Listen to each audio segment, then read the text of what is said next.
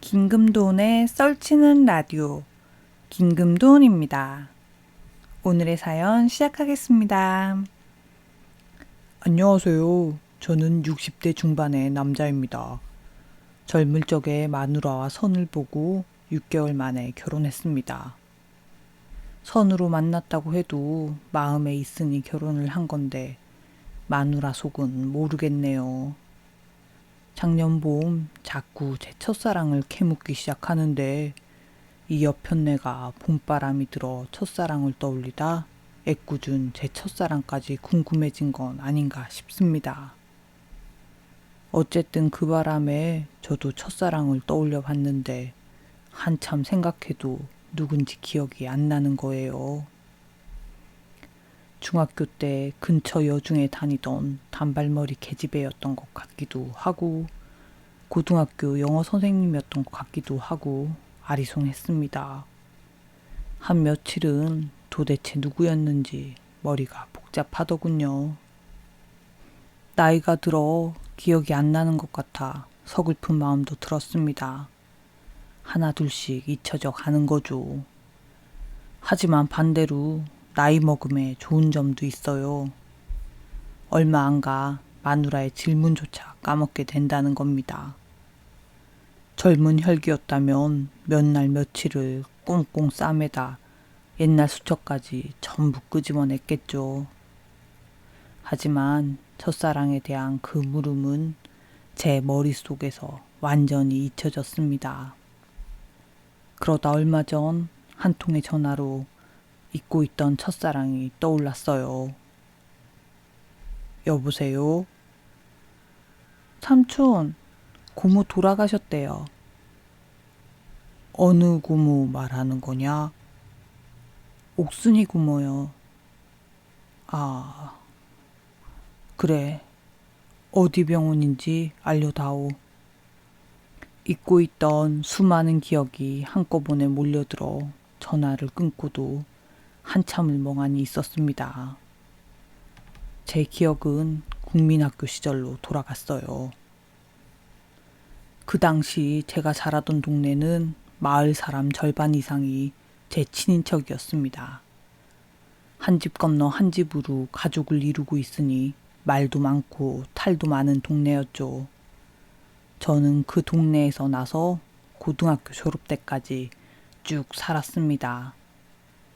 학교 졸업 후 고향을 떠났고 이후로는 바쁘다는 핑계로 고향을 자주 가지 않았어요. 사실 저는 어릴 적 몸이 약해 친구들의 괴롭힘을 당했습니다.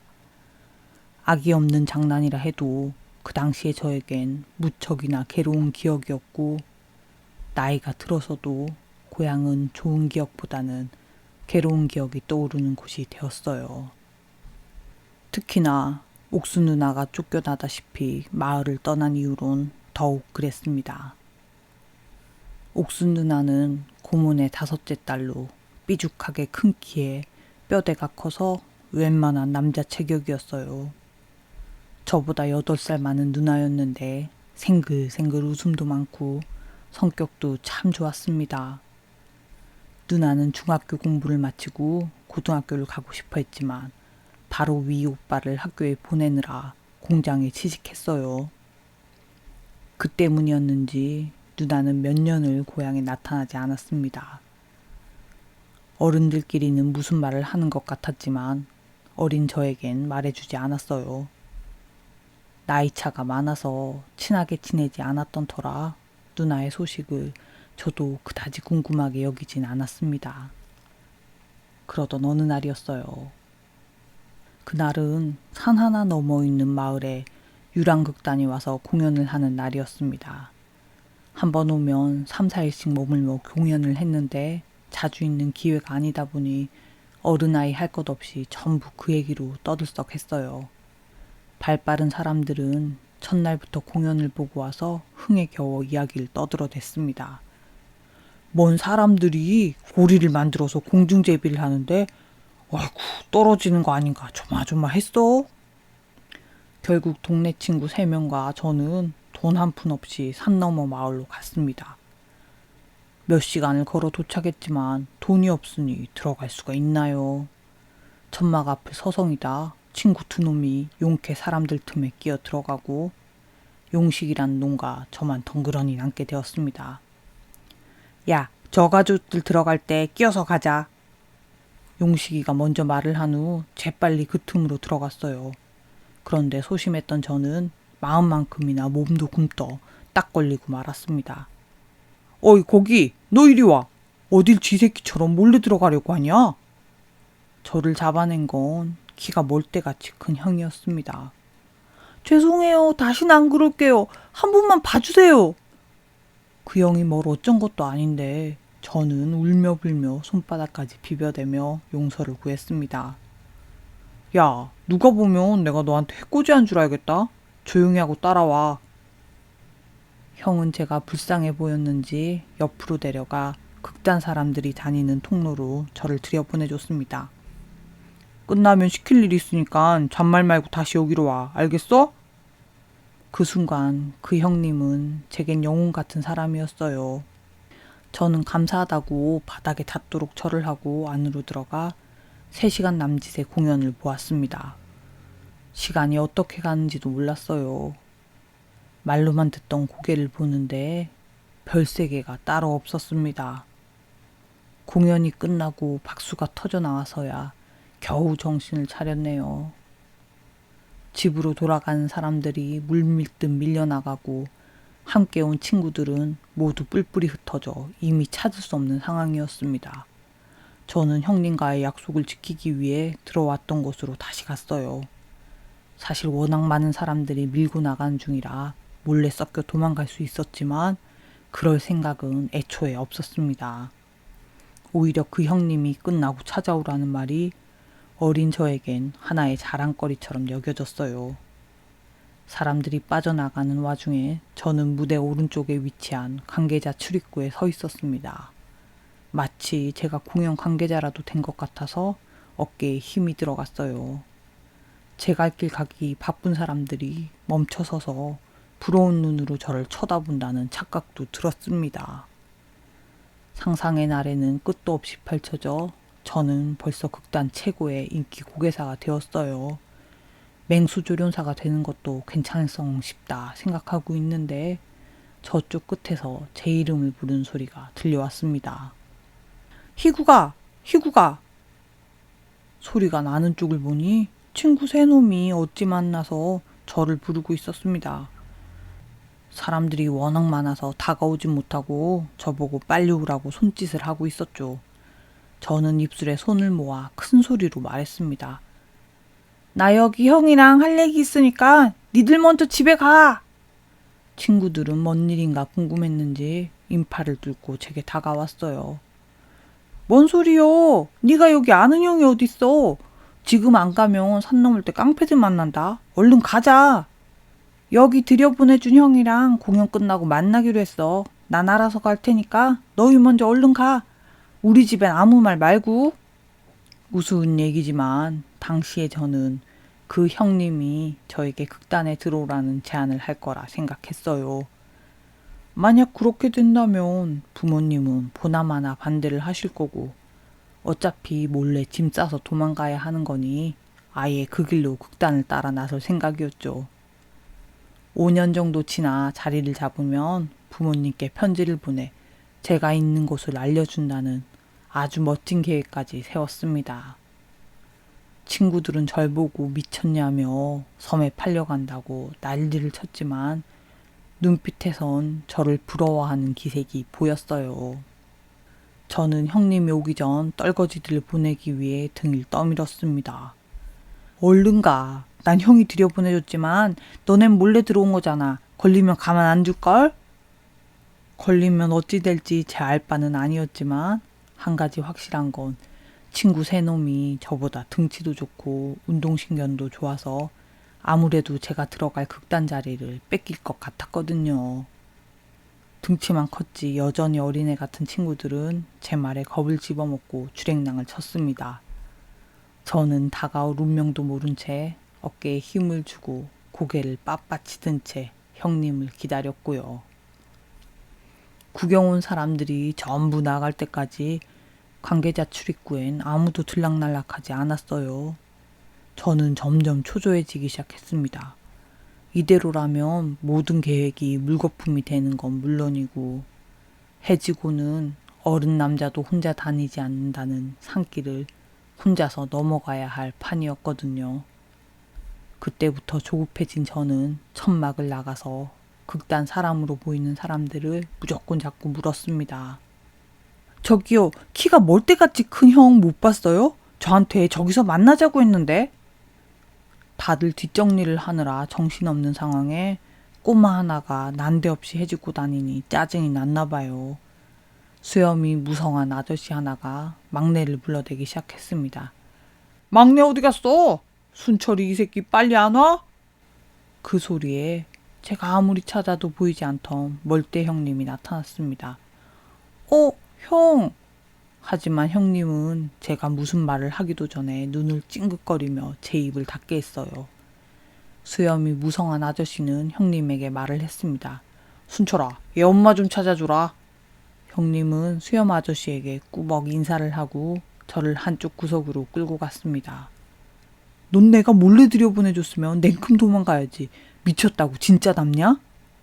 형이 남으라고 했잖아요. 그럼 내가 공짜로 보여줄 테니까 다음에도 이렇게 해라 그러냐? 겁 준 거잖아, 겁. 야, 됐고 얼른 가. 네? 지금요? 지금 가면 해지고 산 넘는데? 그게 뭐? 너 설마 공짜로 구경까지 시켜줬는데 여기서 재워달라느니 뭐 그런 건 아니지? 네가 봐서 알겠지만 내가 너한테 뭐 해줄 처지가 아니다. 이만 가. 알겠어? 저는 형님에게 등을 떠밀려 울며 겨자 먹기로 집으로 향했습니다. 순식간에 꿈이 박살난 건 둘째치고 당장 산길을 넘어갈 걱정밖에 없었어요. 내일이면 같이 온 친구들에게 평소보다 더 많은 괴롭힘과 놀림을 당하겠지만 살아서 집으로 돌아가기만 한다면 그건 그저 달콤한 장난으로 여겨질 것 같았습니다. 저는 다리에 무거운 추라도 단 듯 느릿느릿 걸었어요. 그나마 오가는 사람이 많은 한 길로 가고 있던 터인데 모퉁이만 돌면 한 길로 접어드는 거라 걸음의 속도가 안 붙었습니다. 때마침 해도 서산 넘어 기울고 있어 산으로 올라갈 용기는 더더욱 나지 않았어요. 한 길에서 하루를 보낼까 생각도 했었습니다. 하지만 이미 집으로 돌아가면 몸뚱이 찜질이 기다리고 있다는 걸 알았기에 이대로 영원히 도망가지 않는 이상 부모님께 덜 맞는 길은 1분이라도 빨리 가는 방법밖에 없었습니다. 산길 앞에서 마음을 다잡고 머리로 계산을 했습니다. 뛰어서 가면 1시간이면 갈 거야. 멈추지 말고 죽더라도 산 내려가서 맞아 죽자. 그러고도 용기가 나지 않아서 쉽게 산을 오르지 못하는데 뒤에서 왜 일가족이 걸어오는 게 아니겠어요? 옳거니 싶어 저는 그 가족 뒤를 천천히 걸었습니다. 이대로 저 사람들과 함께 산을 넘는다면 더 바랄 게 없었어요. 하지만 제 기대는 얼마 가지 않아서 산산이 부서졌습니다.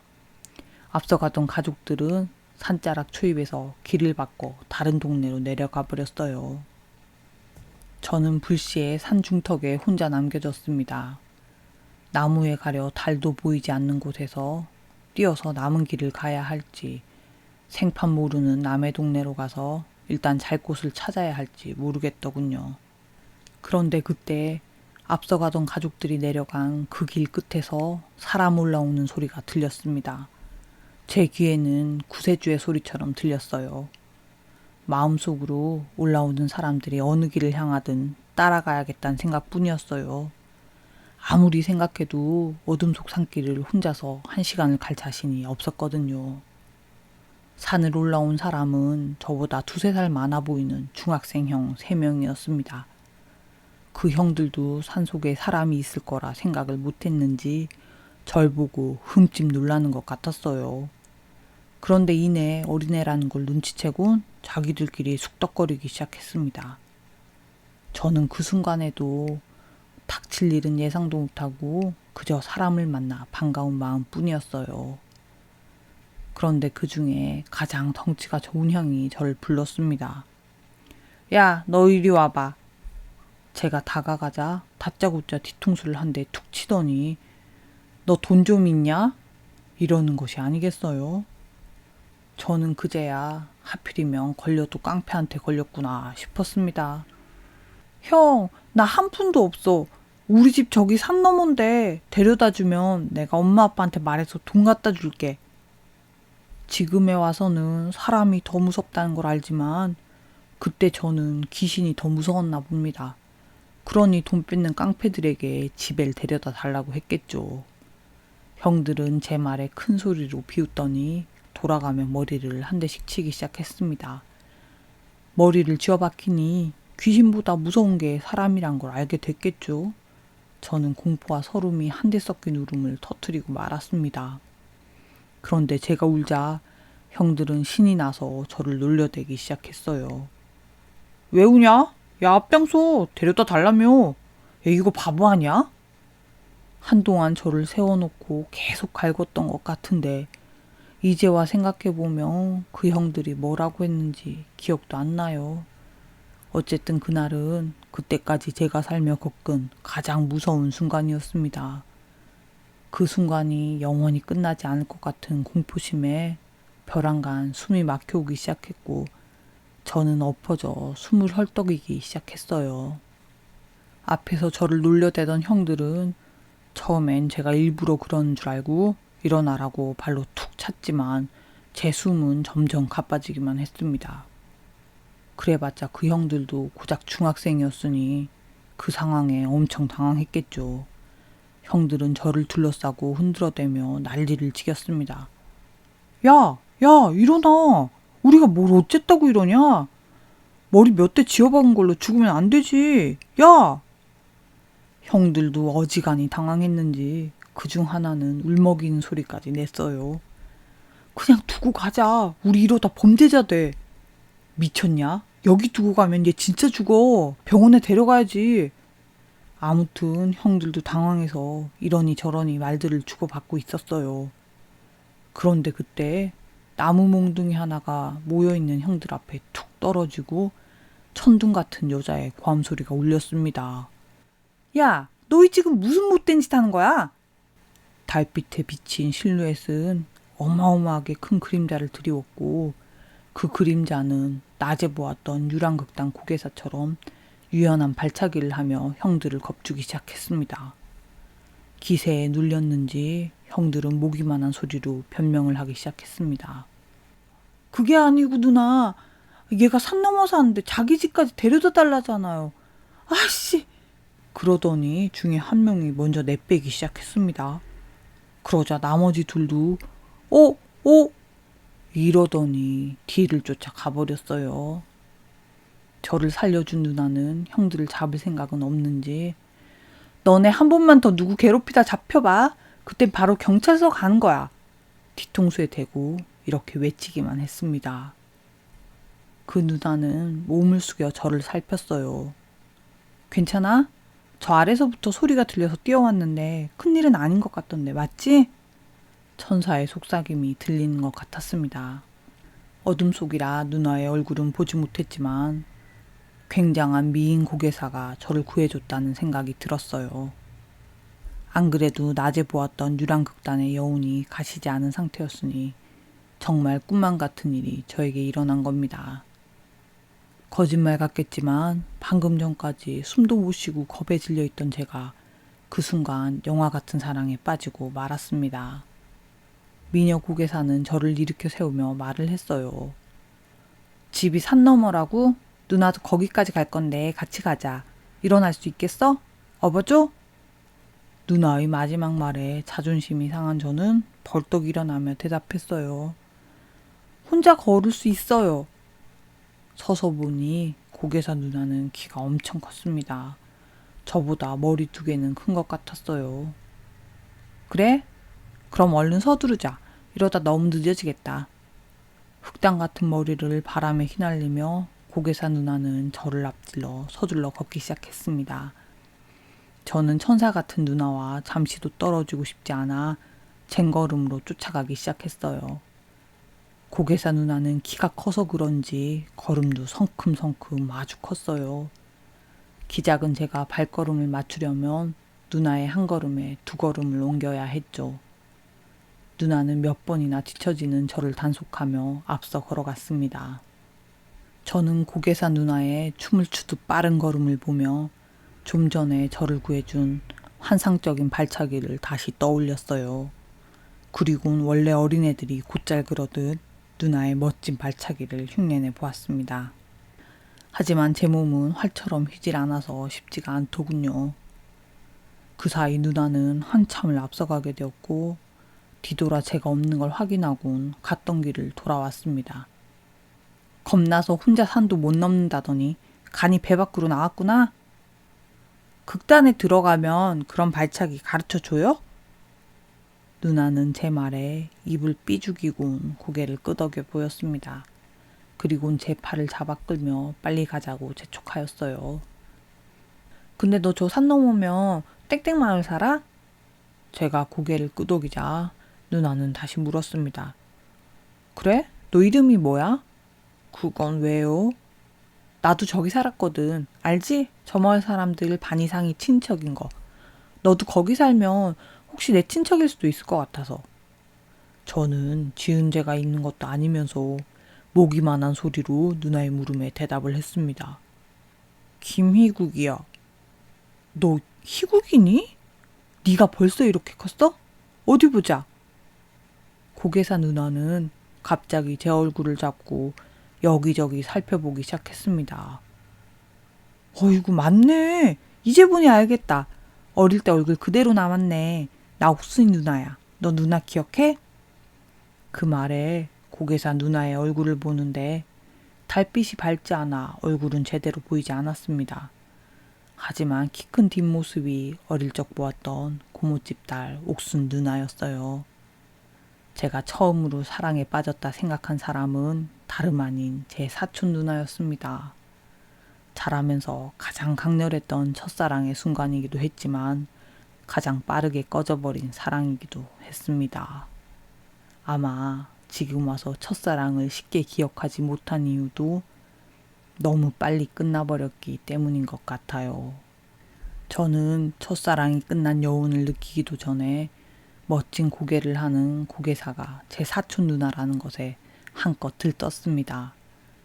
누나는 저에게 그동안 잘 지냈는지 동네 어른들은 잘 계신지 등의 사소한 것들을 묻기 시작했어요. 저는 누나에게 대답해주는 한편으론 제가 궁금한 것들을 하나씩 생각해뒀다 누나의 질문이 끝나자 바로 묻기 시작했습니다. 누나도 아까 공연 때 고개 한 거야?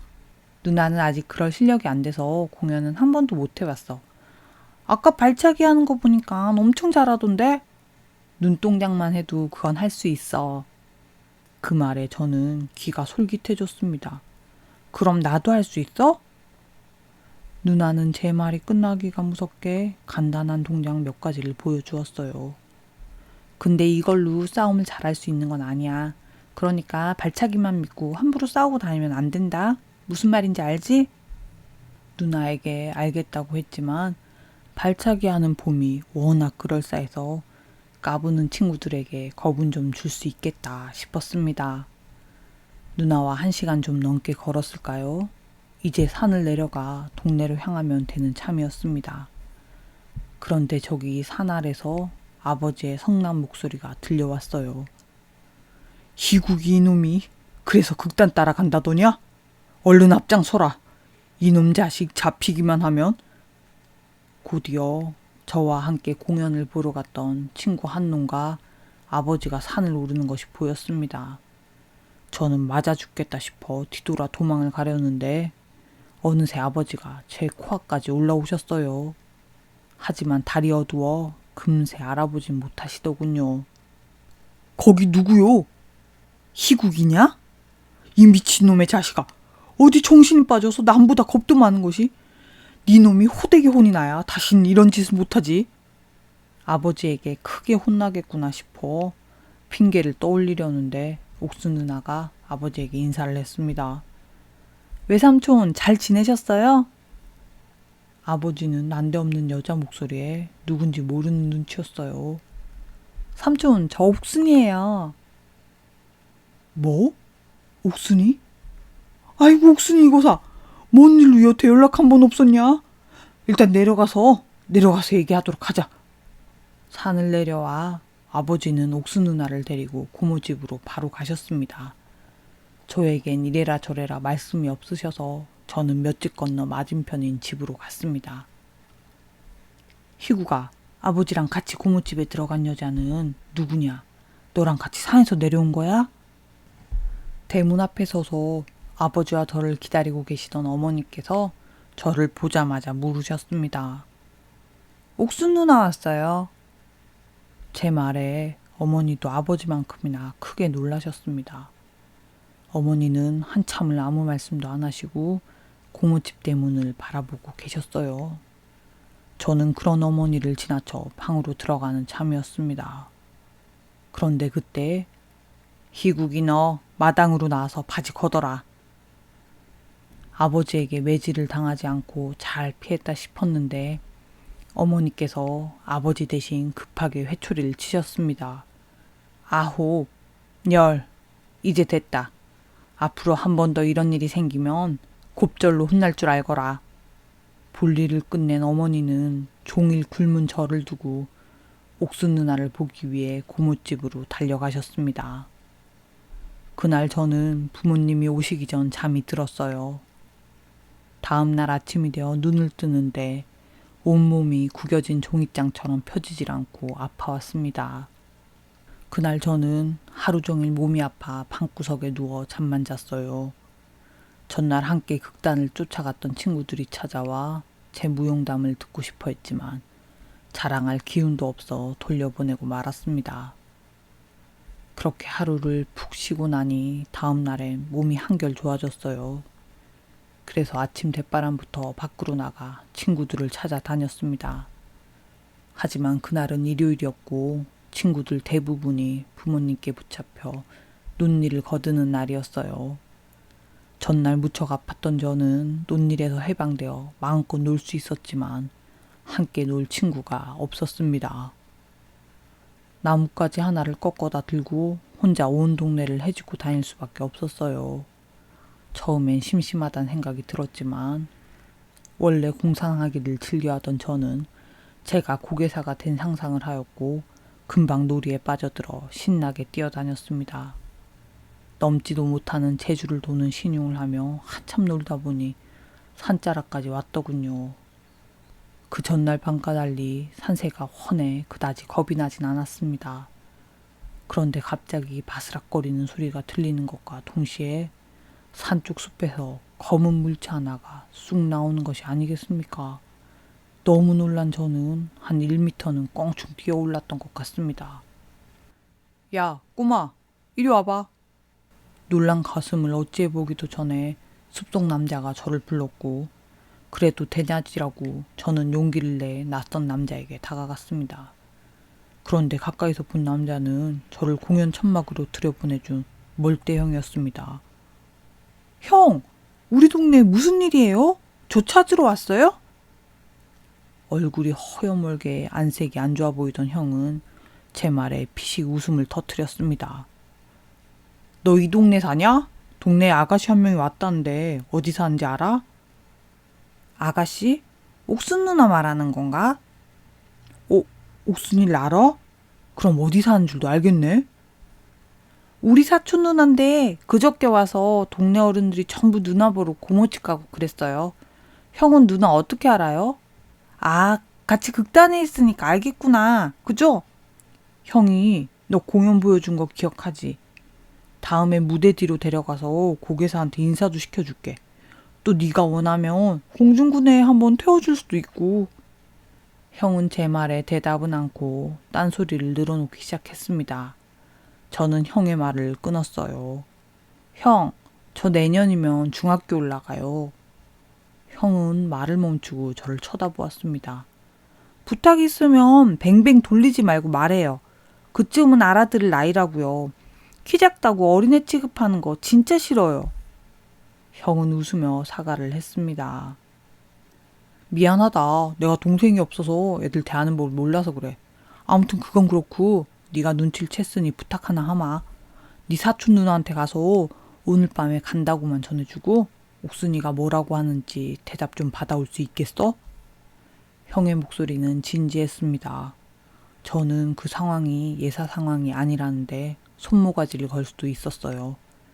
그래서 형의 부탁을 짊어지고 고모집까지 단 한 번도 쉬지 않고 뛰었습니다. 누나!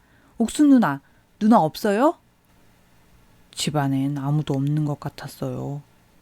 돌아서서 나오려는데 방에서 아주 작게 인기척이 들렸습니다. 옥순 누나 거기 있어? 누나 맞으면 맞다고 대답만 좀 해줘. 응? 하지만 방에선 대답이 없었습니다. 대답이 없었기에 저는 방 안에 있는 사람이 누나라는 걸 더욱 확신했던 것 같아요. 누나, 멀대 형이 오늘 저녁에 간다고 전해달래. 누나 대답도 들어다 달랬는데. 끝까지 방 안에선 대답이 없었고 저는 그냥 돌아서 나올 수밖에 없었습니다. 멀대 형에게 다시 가볼까 싶어 산 쪽으로 향하고 있는데 집으로 돌아오시던 아버지에게 딱 걸리고 말았어요. 희국이 이놈 어딜 가는 거냐? 아버지의 표정이 성나 보이진 않았지만 저는 괜히 요전날 그냥 넘긴 것까지 곱절로 혼이 날까 싶어 순순히 아버지를 따라 집으로 갔습니다. 하지만 집에 가서도 멸대형과 옥순 누나가 걱정되었어요. 그런데 저녁쯤 되었을까요? 옥순 누나가 저를 찾아왔습니다. 머리에 무명천으로 된 보자기를 덮어쓴 누나는 하루 만에 얼굴이 반쪽이 되어 있었어요. 희구가. 흐릿한 전기불 아래서 누나는 제 이름을 부르곤 한참을 아무 말도 없이 앉아 있었습니다. 그런데 가만 보니 누나는 조용히 울고 있었어요. 그 당시 저희 집은 방과 방 사이 벽에 구멍이 뚫렸고 전구가 그 사이에 있어 두 방을 한 번에 비춰주고 있었습니다. 아마도 누나는 자신의 울음소리가 옆방으로 새나가지 않을까 싶어 소리를 죽여 우는 것 같았어요. 저는 조용한 소리로 누나에게 물었습니다. 누나, 멀대형한테 전할 말 없어요? 지금 쫓아가면 형 만날 수 있을 것 같은데. 제 말에 누나는 입을 틀어막고 울기 시작했습니다. 결국 제가 누나를 더 울린 꼴이 되었죠. 저희 가족들이 방 밖에서 귀를 기울이고 있는 게 느껴졌습니다. 누나는 한참 울고도 울음이 멈추지 않아 울먹이는 소리로 제 귀에 대고 속삭였어요. 그 사람 이름이 순철이야. 누나 그 사람 없이 못 살아. 순철 씨 애도 뵀어. 그 말을 하고 누나의 울음소리는 더는 막을 방법 없이 커졌습니다. 결국 밖에서 방 안의 동태를 살피던 부모님이 들어오셨고 저에게 무슨 일인지 캐물으셨어요. 순간 저는 누나가 임신했다는 사실을 어른들에게 비밀로 해야 한다는 걸 본능적으로 깨달았습니다. 몰라요? 누나 계속 울기만 하는데? 나 이제 잘래요. 그리곤 이불 속으로 들어가 두 눈을 꿈뻑이며 주변이 조용해질 때까지 기다렸어요. 잠시 후 부모님이 누나를 데리고 고모집으로 가는 소리가 들렸습니다. 저는 자리에서 일어나 마당으로 나갔어요. 막내 여동생이 저를 따라오려는 걸 엄하게 타이르고 대문을 나가자마자 뛰기 시작했습니다. 아까 낮에 순철이 형을 만났던 한자락 입구까지 뛰어가며 제발 형이 그 자리에 그대로 있게 해달라고 빌었어요. 그게 아니라면 혼자서 산을 타야 하니 상상만 해도 오금이 저려왔습니다. 숨이 턱에 걸릴 때까지 달려 산자락에 도착했지만 형은 떠나고 난 뒤였어요. 컴컴한 산을 보니 뒤돌아서 집으로 돌아가고 싶었습니다. 그런데 누나의 울음소리가 떠올라 차마 그럴 수 없었어요. 더는 생각하지 않고 산속으로 뜀박질을 시작했습니다. 제가 살아오며 가장 큰 용기를 낸 날이었죠. 죽을 만큼 무섭다 생각이 들 땐 속도를 더 내어 뛰었어요. 한참을 뛰다 보니 저 앞에 삐죽 솟은 머리 하나가 걸어가는 게 보였습니다. 형! 순철이 형! 다행히 멸대 형이 뒤돌아 저를 보았습니다. 안 오는 줄 알고 그만 돌아가고 있었지. 형, 큰일 났어요. 누나가 애뱉대요. 형도 알고 있어요? 형은 모르는 일이었는지 두 눈을 동그랗게 뜨고 저를 앞세워 다시 산을 넘기 시작했습니다. 산을 넘어 마을로 내려오기까지 형은 아무 말이 없었어요. 마을 입구에 도착하자 그제야 신 목소리로 형이 말했습니다. 옥순이 집까지 날 좀 데려다 줄 수 있겠어? 저는 슬슬 걱정이 되기 시작했습니다. 근데 마을에 가면 형 맞아 죽을지도 몰라요. 그냥 여기 있으면 내가 누나한테 형 왔다고 전해줄게요. 내가 안 가면 옥순이가 맞아 죽겠지. 죽어도 내가 죽을랜다. 괜히 너까지 같이 두들겨 맞지 말고 어딘지만 알려주고 잽싸게 집으로 돌아가. 듣고 보니 저까지 같이 맞아 죽을 수 있겠다는 생각이 들어 저는 고모집을 일러준 후 동네를 빙 둘러 집으로 갔습니다. 다행히 부모님은 아직 고모집에 계셔서 제가 나갔다 온 건 들키지 않았어요.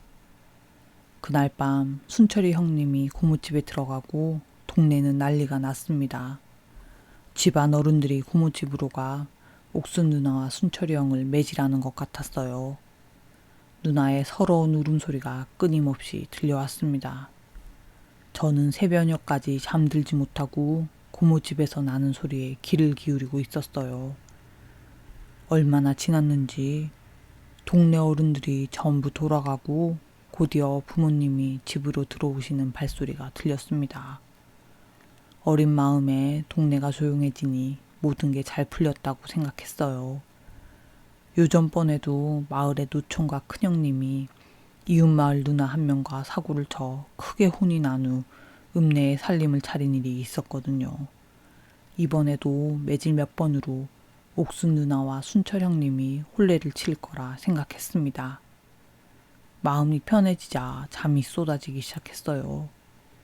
그런데 다음날 눈을 떴을 때 저는 상상도 못한 일이 일어나고 있었어요. 형과 동생들은 전부 학교에 갔는지 조용하고 집엔 부모님 두 분밖에 계시지 않았습니다.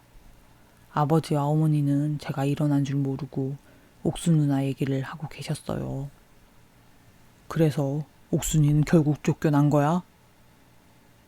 어쩌겠어요. 유랑극단 쫓아다니면서 근본도 모르는 사내 놈 애를 배웠는데 어른들이 그걸 가만둬요? 아까 새벽에 옥순이한테 돈 몇 푼 지어주고 왔어요.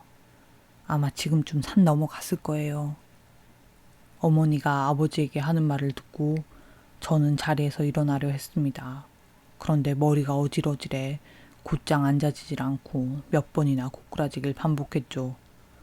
제 몸이 바닥에 쿵쿵 닿는 소리에 부모님은 그제야 옥순 누나에 대한 이야기를 그치고 방으로 들어오셨습니다.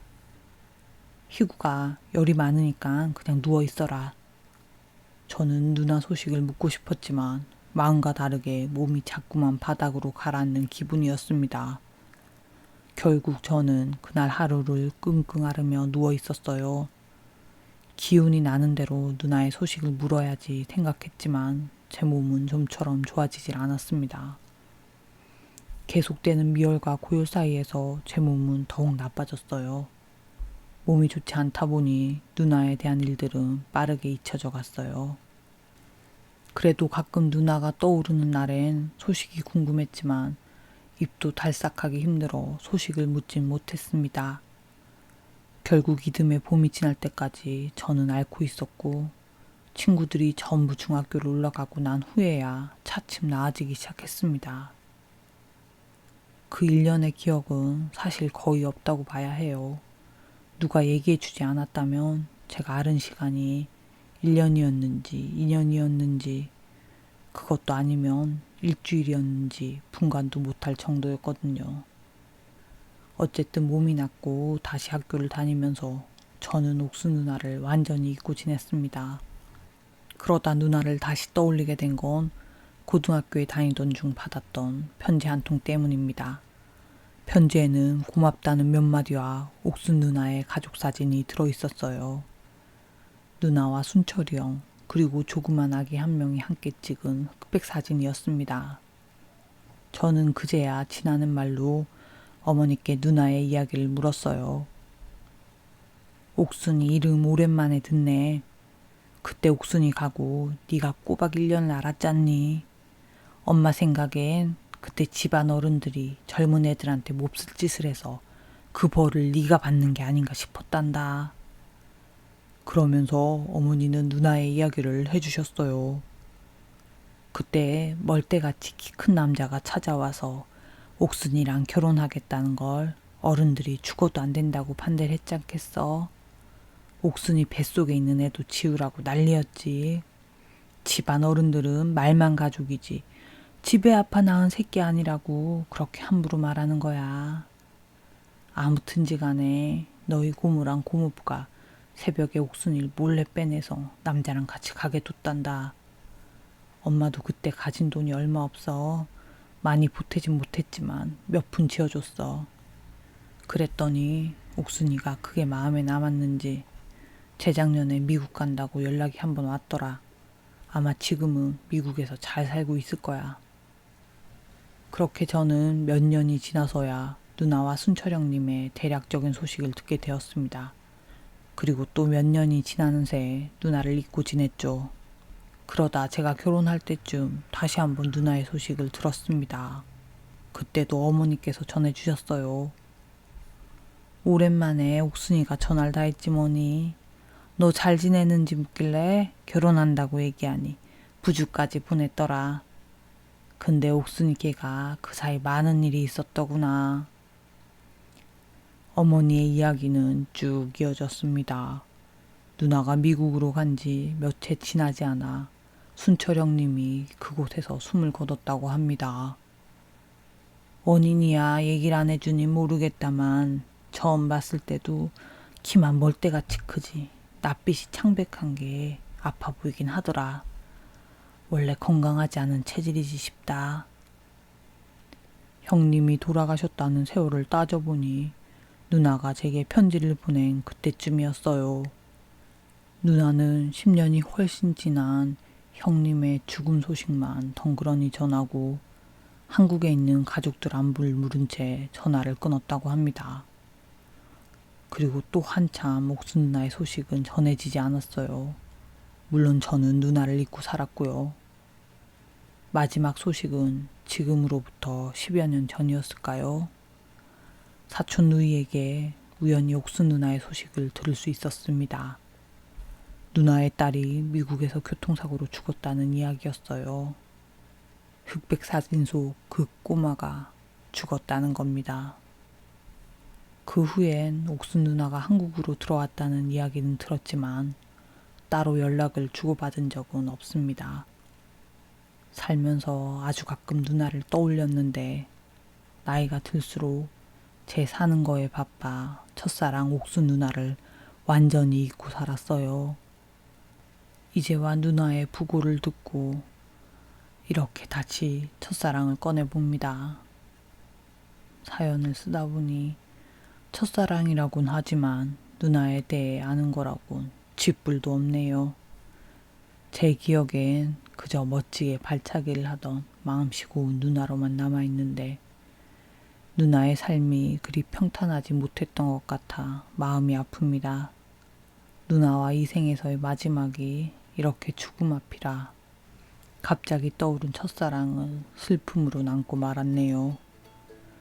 누구나 한 번은 가야 할 길, 누나의 마지막 길을 잘 보내주고 오겠습니다. 긴 사연 들어주셔서 감사합니다. 구독, 좋아요, 알림 설정은 영상 제작에 큰 힘이 됩니다. 감사합니다.